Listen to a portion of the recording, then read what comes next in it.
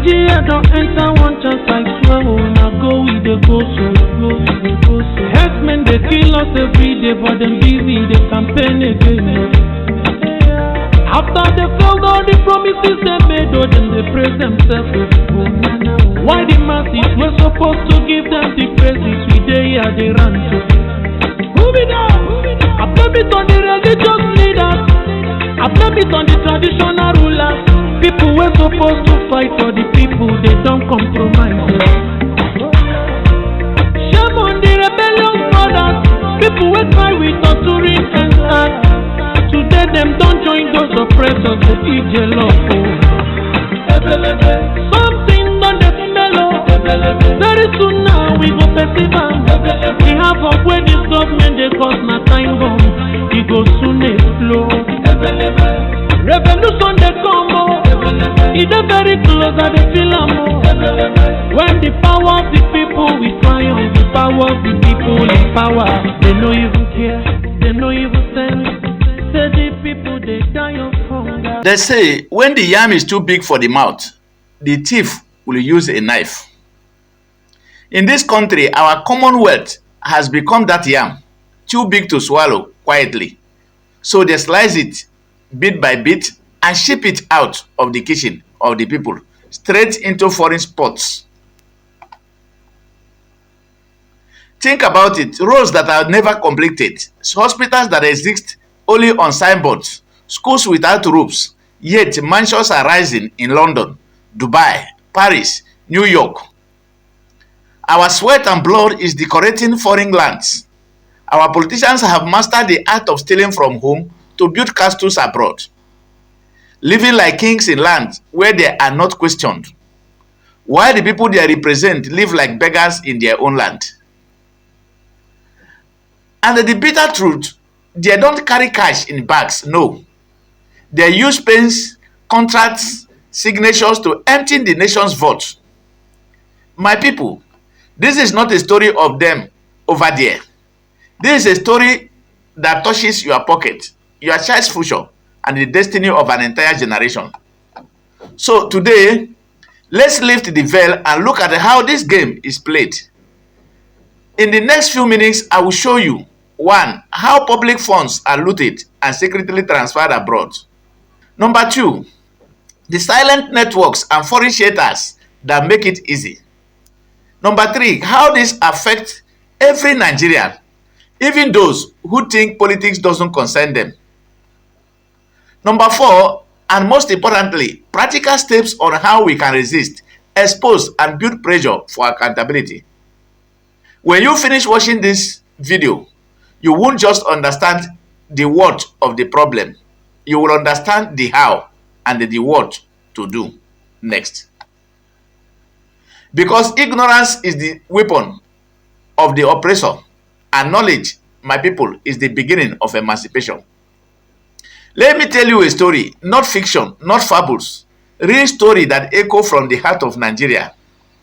Some years ago, a certain state received billions for a massive infrastructure project.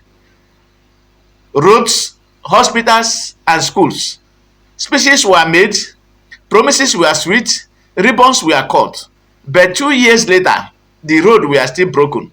The hospital foundation was grass, and the children were still learning under trees.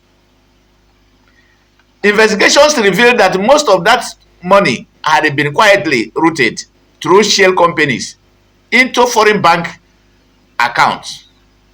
Within the same period, the politicians responsible acquired luxury properties in London and Dubai, houses worth tens of millions of dollars, while villagers trekked on muddy roads. Their governor's children were studying in private schools abroad, sipping clean water from taps their people never had. My people, when the roots of a tree rot, the leaves tell the story. When you see poverty on our street, remember someone built a mansion somewhere with the wealth meant for those streets. The thief is not only the one who picks pockets in the market. The bigger thief wears a suit, carries a pen, and shakes hands in our air-conditioned rooms. Now let's pull the curtain on how these deals are designed. The first step is budget manipulation and deflated contracts. A project that should cost 2 billion naira is budgeted at 10 billion naira. Why? So that 8 billion can be pocketed through fake invoices and deflated contracts. They create shell companies registered in their relatives' names or fronts who act like legitimate contractor. These companies are awarded the contracts on paper. Everything looks legal, but in reality, it is a haste in daylight.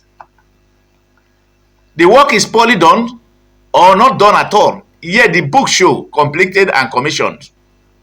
It is like buying smoke and calling it meat. And the people clap because they don't know the kitchen where the real cooking is happening. The second method is international money laundering. They wire these stolen funds through offshore accounts, secret banks, and tax havens, places where questions are not asked and the identities are hidden. They buy properties in Dubai, London, Canada, America, sometimes in the name of their wives, children, or business partners. And while the country sinks, their personal wealth flows abroad like a well-fed boat. Have you ever wondered why some of them are more interested in foreign trips than fixing their own communities? It is because their true treasures are not here. The third trick is fake investment fronts. They will tell the people, we are investing our money in agriculture, tourism, and innovation. But the investment is just another cover to move money. They create dummy projects, pay themselves as consultants, and then transfer funds to foreign subsidiaries they control. It is like a thief creating a fake funeral just to bury your gold.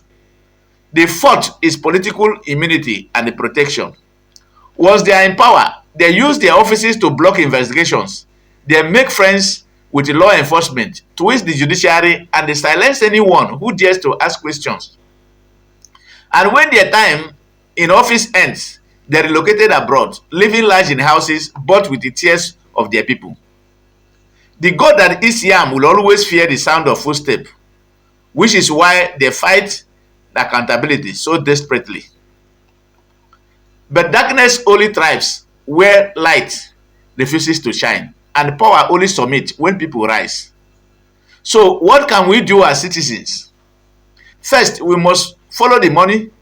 Budgets are public, expenditures are public. Question everything. Second, support investigative journalism and civic groups that expose these crimes. A thief hates a loud town crier. Third, demand asset declarations and transparency. We must know who owns what and how they got it. Fourth, pressure for international cooperation. Many countries now seize assets acquired through corruption. We can push for that. Fifth, mobilize voices, not just votes. Election don't end on election day. Real change starts when the people become watchdogs, not sleeping dogs. Solution. The real solution is not just chasing thieves. It is building a system that makes stealing hard and punishment swift. A system where every kobo can be traced like a footprint in a wet sand. A system where politicians know they will lose everything, home and abroad, if they steal from people. When accountability becomes louder than political noise, corruption begins to tremble. If this message has opened your eyes, don't let it end with you. Like this video, share it, subscribe to join this movement of voices that refuse to be silent. And here is my question for you. Have you ever seen a project in your community that was announced but never completed? Do you know of politicians who suddenly became rich men after holding office? Tell your story in the comments. Let the truth echo louder than their lies. Because change doesn't start in government houses. It starts in people's voices. As we close, hear me well. A people who allow the leaders to loot their future have sold their tomorrow for today's crumbs. If we don't speak up, act up, and stand up, our silence will become the fence that protects the thieves. They steal because we are quiet. They build abroad because we are looking away. But when a lion wakes up, even the hunter runs. My challenge to you is this: refuse to be silent, refuse to be numb, refuse to be deceived by crumbs. Let history remember that in your time, you didn't fold your hands. You spoke, you stood, and you fought for a better Nigeria. The day a man stops fighting for his right is the day he starts dying in silence. This is our time to rise. Enough is enough. Thank you for watching this video, and I believe you have learned something very great in this video. If you have done that, please share this video, make it viral so that other people will know their right and what they're supposed to do. Accountability is the right way to go. Thank you, and God bless you.